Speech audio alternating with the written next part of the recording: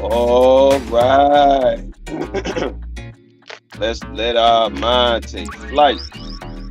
Cosmic Mind UV, Royal Risings. Ain't no surprising when it's a Royal Rising, baby. Hmm. Ain't no surprising when it's a goddamn motherfucking Royal Rising, baby. Huh? Hope all is well. Abundance, peace, and abundance. All that great stuff. Hope you recharge well or whatever you had going on. You know what I mean? Alternative living part one. You know, different variations of alternative living. Getting you out of the matrix, getting you out of the city, getting us out of our comfort zone. So yeah. You might go ahead and knock out 2 shows today. You know what I mean? So we can go ahead and get things situated. It's not really about catching up. It's really just staying pace. You know what I mean? At a pace. You know, solid pace, a consistent pace. So y'all make sure you share. Make sure you turn on your notifications. Make sure you subscribe. Make sure you like the video, please. Like the video through here on YouTube. Make sure you like the video on YouTube. I need assistance getting my subscribers up. So let's grow together. It's free. It don't cost anything. So just subscribe. Turn on your notifications. Share. All 3 of those are free. You feel me? And yeah, if you get any value from any of my presentations, you know, please donate. You know what I'm saying? All right, here we go. Oh,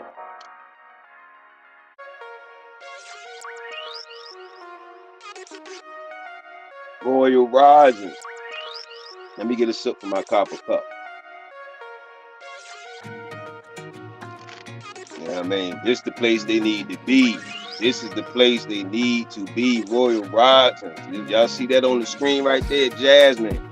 You know exactly where you need to be, huh? Gratitude for your latitude. Gratitude for your intellectual latitude. You hear what I said? Huh? Gratitude for you being here. Y'all make sure y'all look that. Support, share, and subscribe. Or subscribe, share, support. Whichever one. Alright, let's do this. Is y'all ready? Let's get ready to rock. Alright, what we got?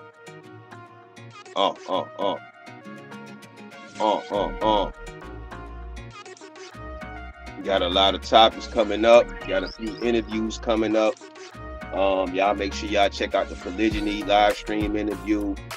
Like I say, we got stuff from King's Lounge coming up. Hopefully I can get in contact with my guy Grand Sheik, faithful member. We can have some more talks about, you know, status correction and stuff, you know, legally stuff, you know. So yeah. We're gonna touch on a lot of. I'm gonna get to the tariffs. I already know. I see. It's so much. It's no way I can cover all of it in one setting. You hear me? You know what I mean? Without, you know, pulling you in 90,000 different directions. You know what I mean? So we're gonna get to the tariffs. We're gonna get to the, you know what I'm saying, to the. You feel me? Oh yeah, we gotta do a show on Bill Gates fuck ass. You know what I mean? Because this fuck ass motherfucker been doing shit in our face and they face for the longest, and ain't nobody been really, you know, uproar to me. They ain't really been saying shit about this motherfucker. Anyway, okay, alternative living options and off-grid living overview. All right, alternative living. Here we go. Alternative living encompasses various lifestyles outside of traditional housing. Many of these focus on sustainability, affordability, minimalism, and self-sufficiency. So, before you, them, they, those, your group, anyone, you feel me? If you're considering, that means in the beginning stages, planning, strategizing, whatever word you need, okay? Alternative living, off-grid living, anything out of the norm of whatever have you. You have to have these traits.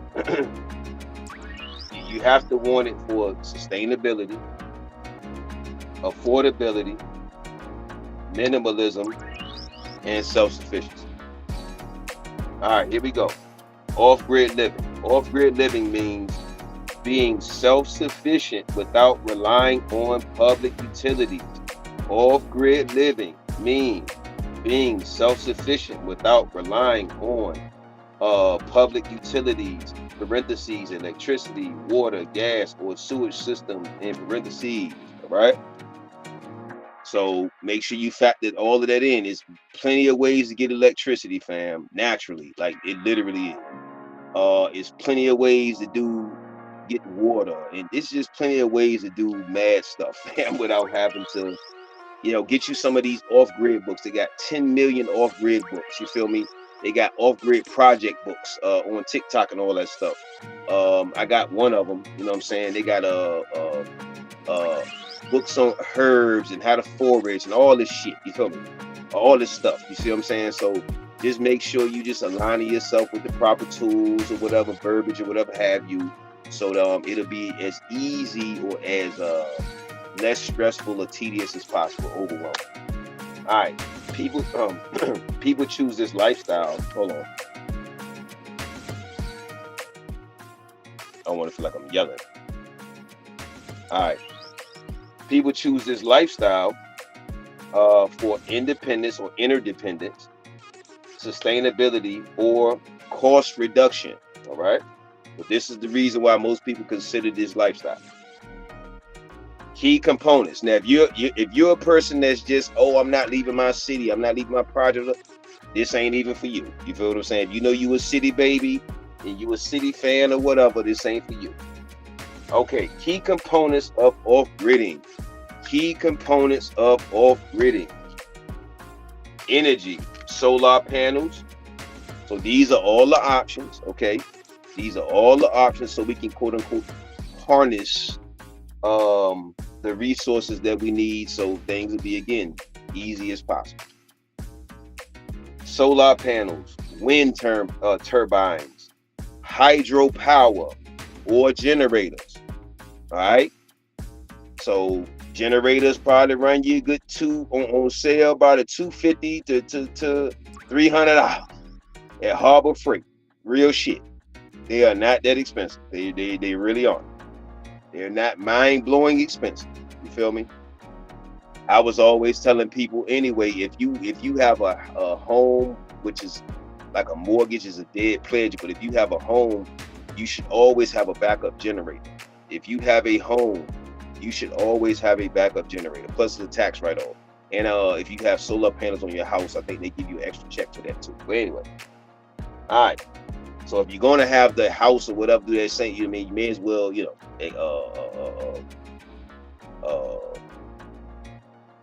get all you can out of it. You know what I'm saying? Instead of just dwelling in that facility. Okay, here we go. Water, rainwater harvesting. Y'all please take notes. Let's take notes. Let's take notes. Let's take notes. Rainwater harvesting. Wells or natural water sources. Okay. Food. Permaculture. Homesteading. Or aquaponics. Aquaponics. Y'all make sure y'all look this up. This is y'all homework. Go look up what aquaponics is. All right. Shelter. Tiny homes. Earthships. Cabins. Or yurts. Or RVs. Or trailers. Or pod homes. All types of stuff. It's so much. It's so much. You feel me? Okay. Waste management. Composting toilets. Yes, they actually do have toilets that flush. They probably cost you, they might run you a little bit more, maybe about $80. I mean, it still ain't gonna be no crazy ass amount. So you can put the smell good, like they have on like the bus, when you go on Charterboat, they have like that blue smell good stuff at the bottom. You put the blue smell good liquid in there. You feel what I'm saying?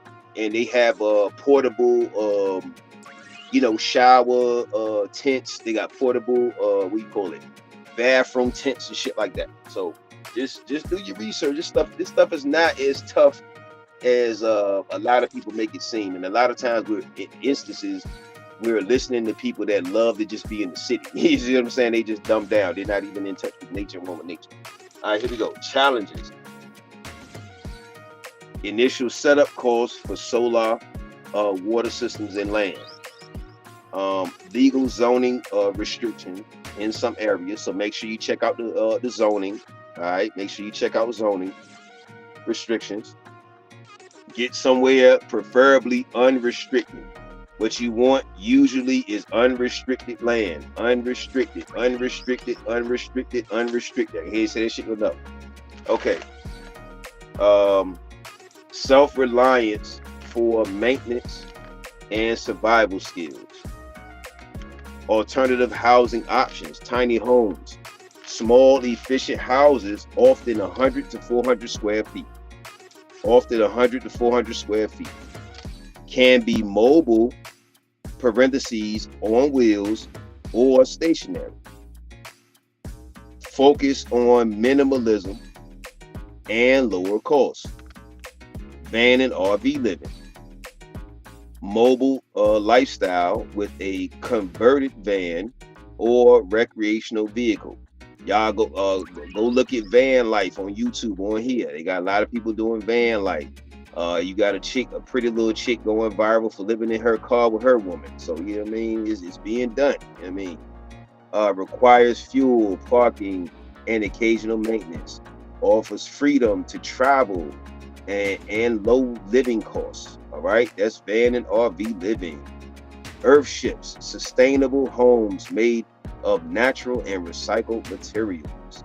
Earthships, sustainable homes made with natural and recyclable materials. Parentheses, e.g. tires and or bottles. So go check out those. Check out different earthships on YouTube. You know what I'm saying? Just check them out, man.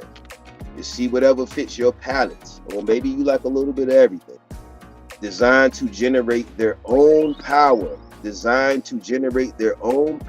Water and food. This is earthships. Fully off-grid and eco-friendly. But requires specialized building knowledge. Yurts and geodesic domes. So the domes, like you see right there.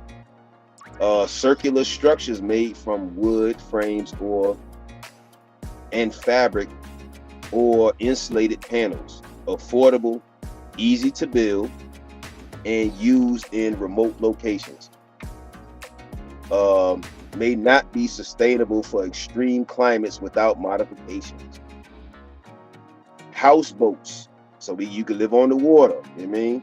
Houseboats and floating homes. Houseboats and floating homes. Make sure you share this. Let's take these notes. Floating dwellings on lakes, rivers, or coastal areas. Must manage water storage, waste disposal, and docking fees. Offers unique lifestyle but requires adaptability, which all of them do, really. So, yeah. Homesteading, living on rural land with self-sustaining food, energy, and resources. Involves farming, livestock, hunting, and foraging. Requires knowledge of agriculture and long-term investment. Communal and eco villages. Shared communities focus on sustainability and cooperation. Often have shared resources, gardens, tools, renewable energy.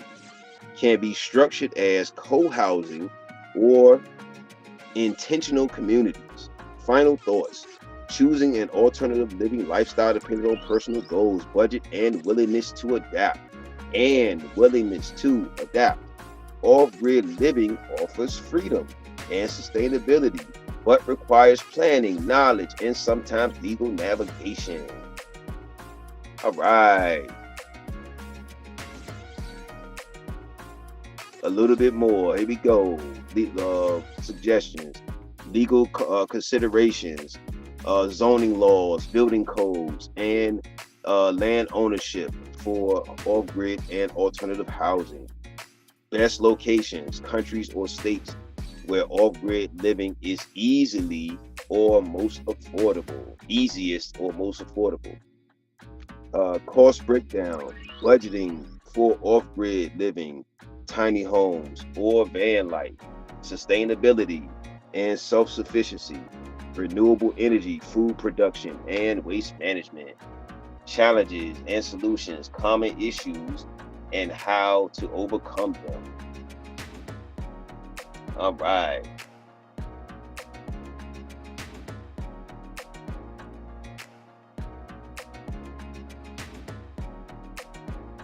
Okay, key legal factors.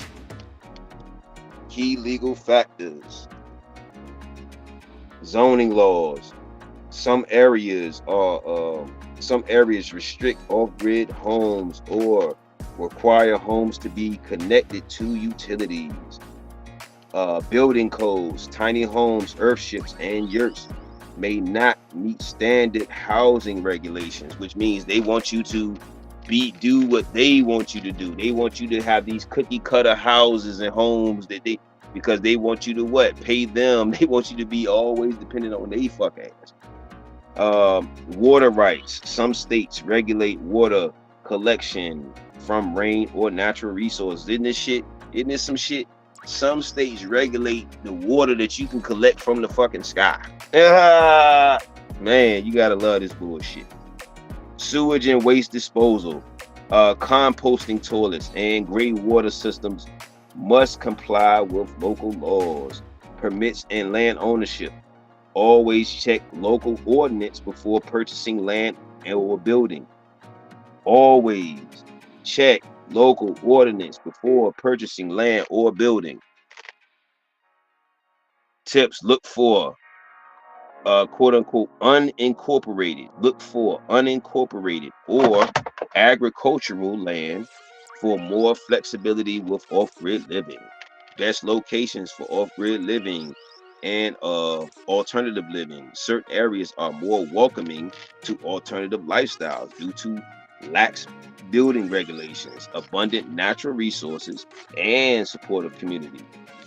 Best in the U.S., Alaska, true off-grid paradise, but extreme winters require preparation.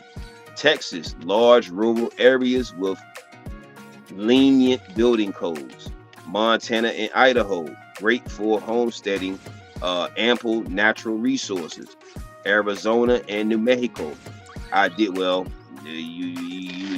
now that the damn tariffs going on now, you will have to do extra shit to get over there. But yeah.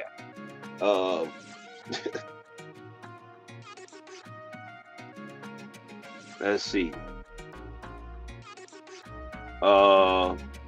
Arizona, New Mexico, ideal for solar power and desert sustainability. Tennessee and Missouri, favorable laws and affordable land. International options: Canada, remote, abundant land but cold winters.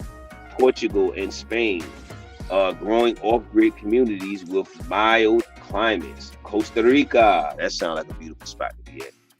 Favorable to sustainable living, eco-friendly laws. New Zealand, off-grid friendly off-grid friendly culture, self-sufficient land options. Cost breakdowns, you know, of course it's gonna be give or take, you know, depending on, you know, the research and, you know, your thriftiness, so to speak. Estimated initial cost: tiny homes 20 to 80 grand, van life 10 to 50 grand, for van conversion. Off-grid cabin 50 to 150 grand, land, solar, water, and septic. Earthships, yurts, or domes 10 to 100 grand. DIY versus professional build. So this depends on how crafty and thrifty you are. You can get it done for, cut your costs. Ongoing costs, food 100 to 500 a month. Cheaper with homesteading. Cheaper with homesteading. Utilities $0 to $100 a month. Self-sufficient systems reduce costs. Property tax varies by location, 500 to 3,000 a year, which it could be really much. It could be lower than that for real. It could be $100 fucking. So it just depends on. It depends. Check that out before you, of course, purchase too. Check out how much the taxes are. Repairs and maintenance. Also, a lot of places overseas you only pay taxes once. But anyway, repairs and maintenance, 1,000 to 5,000 year. Off-grid systems need upkeep. Buying land outright reduces long-term costs significantly. Tip. Suggestion: buying land outright reduces long-term costs significantly. Sustainability and self-sufficiency. Off-grid and alternative living rely on sustainable systems for long-term success. Energy sources. Solar panels, most popular for electricity, cost 5 to 30K. Give or take, depending on your area, depending on what you can work out. Look at DIY. Just make sure you get on DIY and things of that nature, man. Just do your research to cut your costs. Wind turbines, best for windy areas. $3,000 to 10K per unit. You might can find a sale or build one yourself. Micro hydro power, ideal for properties with running water. 10K plus. Water collection and filtration. Rainwater harvesting, storage tanks and filtration, 1,000 to $5,000. Well water, drilling a well costs $5,000 to 15K. I mean, that's actually a great investment, just to go in and get the well drilled and just fucking you just have the water, if you can afford it. Natural water sources requires purification via filters or UV treatment. Food production, gardening and permaculture produces fruits, veggies and herbs. Livestock and poultry, chicken. If y'all into that shit, y'all know I'm vegan and holistic, so we don't eat any of that shit. So but I get it. I get it, but I don't get it. But yeah, chickens, goats, and rabbits, for eggs, dairy, or meat. I will probably just keep the goats for to keep the grass and the wild stuff down, because they like to eat a bunch of they can eat poison ivy, they can eat a bunch of shit. So they can help keep the landscaping and different things like that down. You feel what I'm saying? The chickens can help you with a lot of the bugs and different shit like that. So they could be of a lot of great use other than just you wanting to raise them just so you can kill them and eat them. Anyway, aquaponics and hydroponics. I'm gonna get to your comment in a second, y'all. My bad, I just looked at the screen. Okay, high efficiency food production systems. So if they would like to produce food at a high production rate, hydroponics or aquaponics is an option or options. Let's see. What we got? Water collection restrictions. Yeah, that part. Amazon has a nice 100-gallon setup. Got two myself. Great job. Excellent job. Smart. That's what I'm talking about. The more we ahead of the game or ahead in preparation, the better. Excellent job. Excellent. Okay. And then look, just this little bit of what I'm, just a little bit of pivot. This is the reason why it's gonna be hard for people that's in the dating, because just because you off-grid don't mean you're not single or you're not into dating or whatever. It's gonna be hard for you to date people, because if you in the off-gridding, you gonna meet a lot of people that they not gonna be into that shit. So it's gonna be tough. So you gotta make sure you link up with people that's into the same lifestyle. Waste management, composting toilets converts waste into usable compost. Composting toilets converts waste into usable compost. 1,000 to 3 grand. Gray water recycling reuses sink and shower water for irrigation. Reuses sink and shower water for irrigation. Biogas digesters. Converts organic waste into cooking fuel. Converts organic waste into cooking fuel. Biogas digesters. All right. So make sure y'all look up these stuff if you're unfamiliar. Challenges and solutions. Alternative living offers freedom, but comes with its own set of challenges. Legal restrictions, of course. Research zoning laws by land in off-grid friendly areas. Energy reliability, use backup generators and battery storage. Extreme weather, choose suitable location. Build insulated homes. Let's see. Food security, learn permaculture, raise livestock, store food supplies, healthcare access, keep emergency medical supplies, learn first aid, internet and connectivity, use satellite internet or mobile hotspots. Suggestion or tip, join online communities and off-grid forums for advice and support. All right, final thoughts.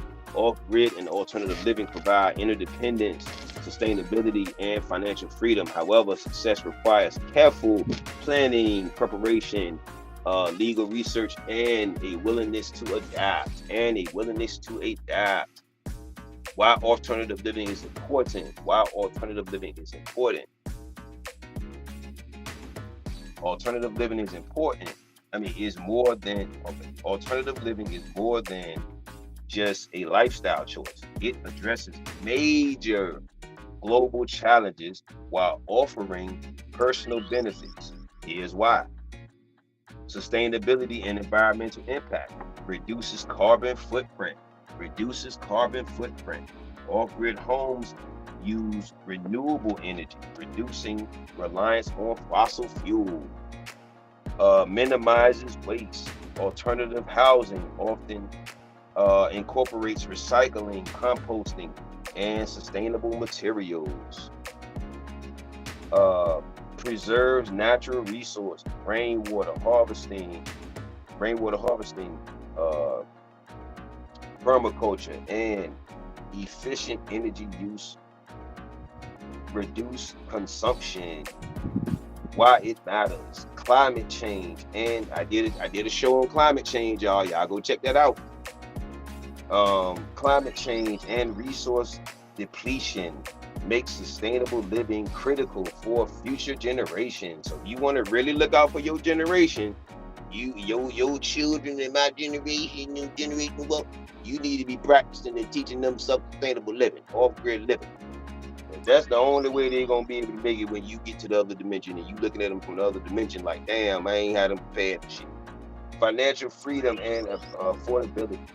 Lower living costs, no mortgage, utility bills, or high rents. Self-sufficiency, growing food and generating power, reduce expenses. Minimalism, tiny homes and mobile living encourage a debt-free lifestyle. Why it matters.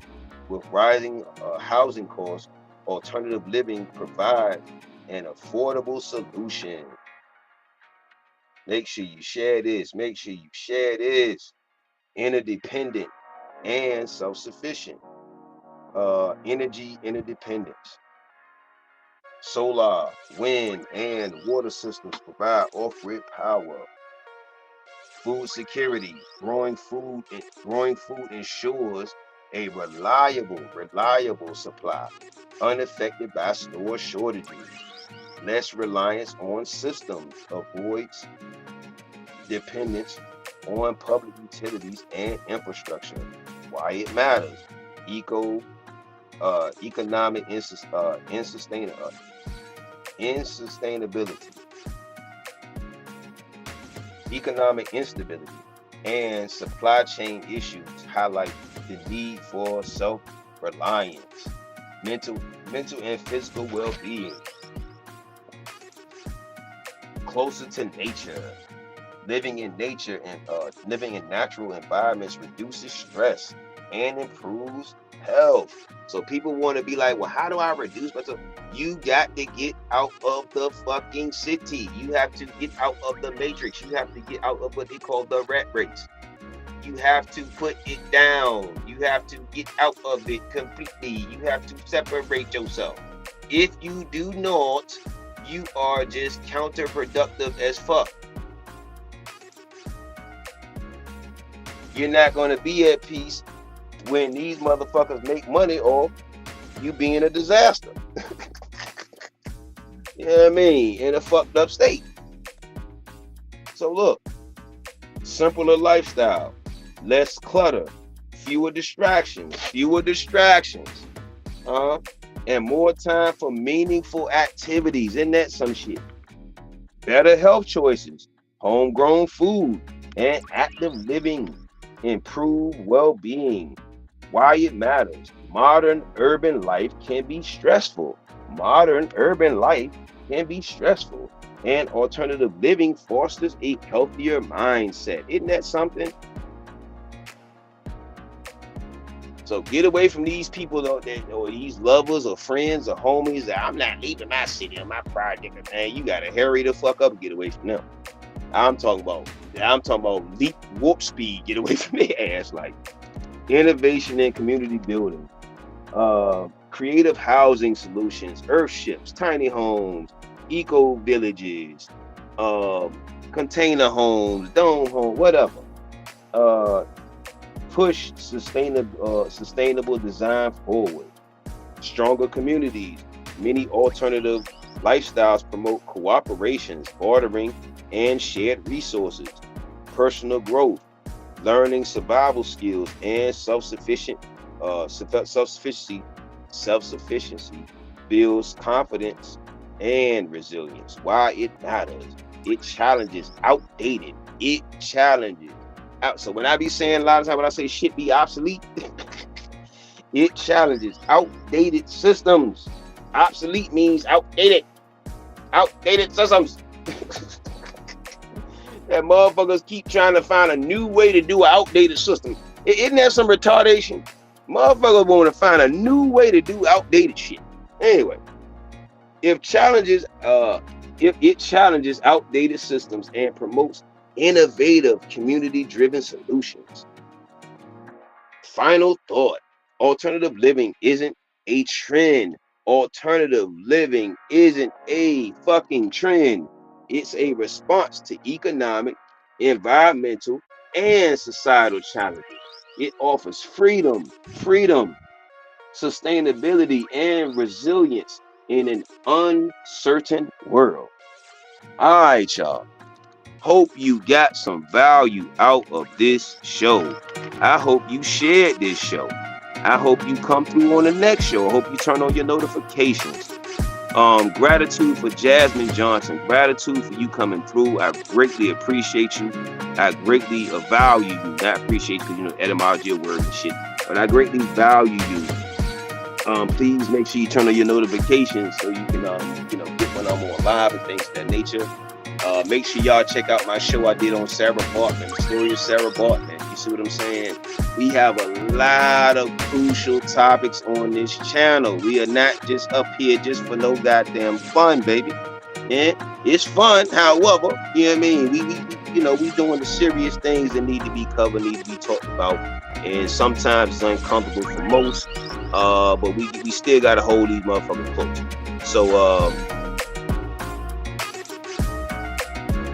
gratitude, y'all. Y'all see that? Jasmine Johnson. Yo, y'all make sure y'all be like Jasmine. Y'all come through. I told you, Cosmic Mind UV is where you need to be. You hear me? So, peace, love, abundance, love, and let's see, what else we got? Hopefully Jasmine will say it with me. Cosmic Mind UV.